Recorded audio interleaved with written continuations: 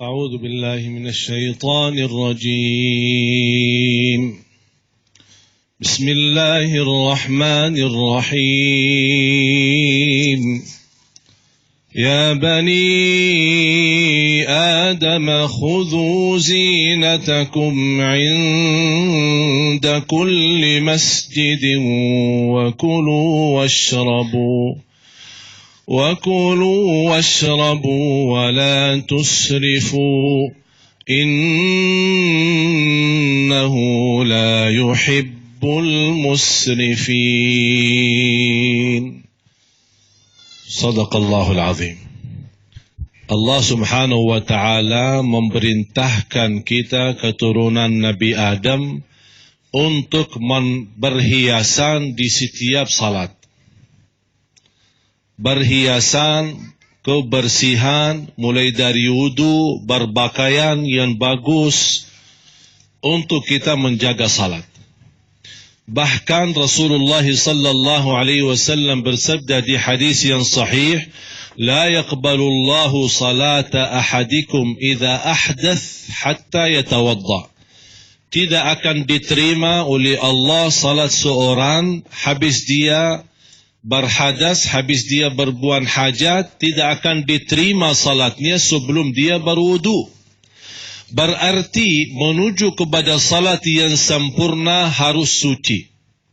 Bukan hanya suci badan, tapi suci pakaian dan suci tempat. Tempat salat pun harus di tempat yang suci, yang bersih. Sajadah kita, karpet di masjid kita, pakaian kita pun. Begitu luar biasa perhatian Islam untuk kebersihan. Bahkan Rasulullah sallallahu alaihi wasallam menunjukkan amalan membawa kita ke surga, wa imatatul adza 'anit tariqi sadaqah. Menggeserkan kotoran, menggeserkan sampah, membersihkan sampah dari tempat supaya orang nyaman di jalan, itu terhitung sebagai sedekah. Sedekah jemaah sekalian di dalam Islam sangat luas dan sangat besar. Tapi siapa yang mampu menjaga sedekah setiap hari? Bahkan kita punya kewajiban setiap hari kita bayar sedekah sampai 360 kali. Begitu mulianya sedekah setiap hari bagi orang mukmin. Ada yang sedekah dari ucapan, wal kalimatu thayyibatu sadaqah.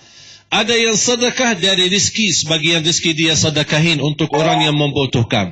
Ada orang bersedekah membersihkan rumahnya, membersihkan lingkungannya, membersihkan jalannya, membersihkan di kantor, dimanapun berada. Walaupun ada yang ditugaskan membersihkan tempat, kita tidak keberatan juga membersihkan. Apalagi kalau kita di masjid. Rasulullah sallallahu alaihi wasallam pernah masuk ke masjid, melihat ada bekas ludahnya orang di masjid, di temboknya masjid. Apalagi dulu kan bangunannya tanah ya, jadi bekas ludahnya dilihat. Rasulullah SAW sepertinya ada perasaan yang tidak enak, sambil masjid itu tidak dibersihin, tidak dijaga. Sambil Rasulullah SAW mengambil potongan dari bajunya, kemudian dia gosok bersihin dari temboknya. Habis itu dia minta sama istrinya bawakan misk. Misk adalah wangi-wangian. Ya Rasulullah SAW di tempat kotoran itu habis dibersihkan, diberikan wangi-wangiannya. Baru Rasulullah SAW senyum dan Rasulullah SAW bersabda, "Ma ahsana hadha." Begitu indahnya kebersihan.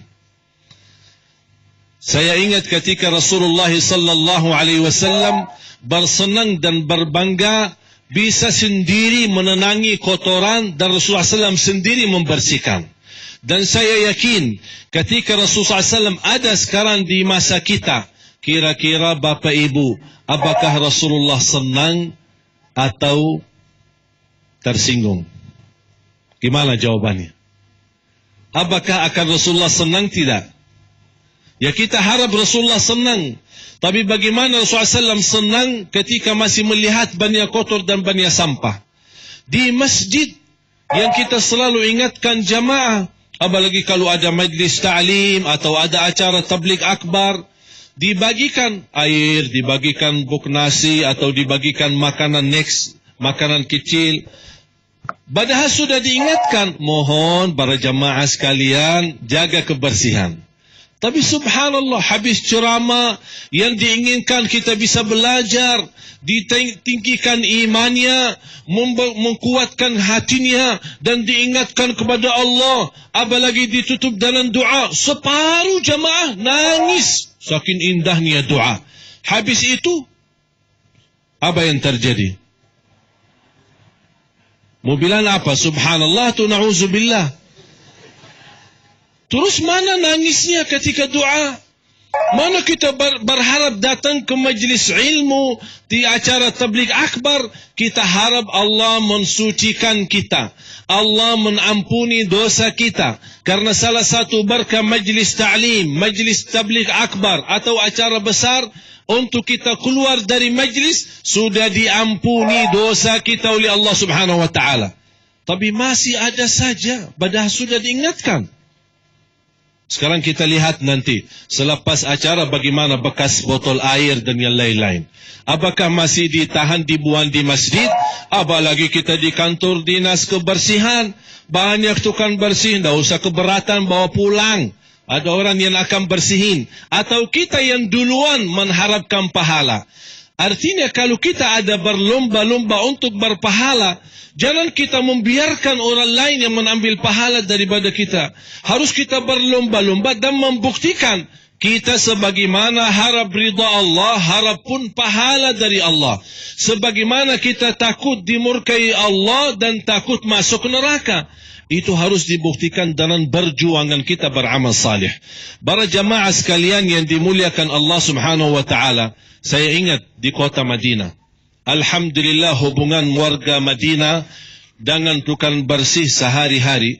Padahal biasanya di Madinah tukang bersih rata-rata dari luar negeri.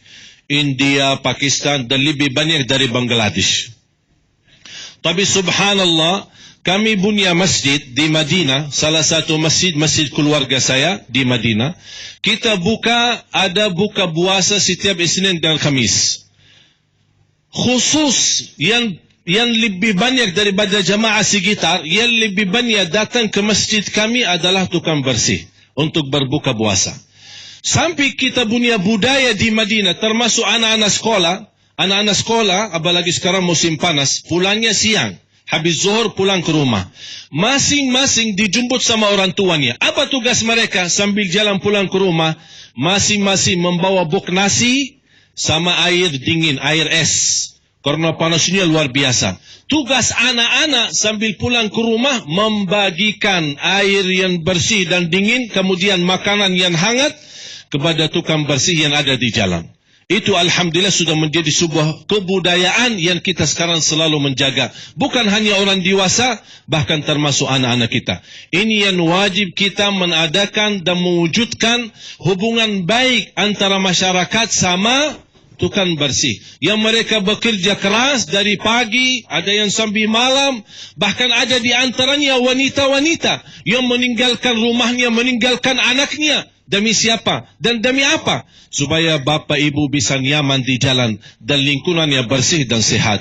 Oleh karena itu, setidak-tidaknya kita balas hal-hal yang menenangkan hati mereka, bukan yang menyakiti perasaan mereka. Masya Allah, pemirsa yang dirahmati Allah, sekali lagi agama Islam, agama yang sangat detail mengatur segala aspek kehidupan. Salah satu contoh yang telah diutarakan tadi, barangkali di depan kita adalah sesuatu hal yang biasa. Menyingkirkan duri, menyingkirkan kotoran, menyingkirkan sampah adalah biasa. Tetapi sangat luar biasa di hadapan Allah. Allah akan mengganjar dengan ganjaran yang luar biasa.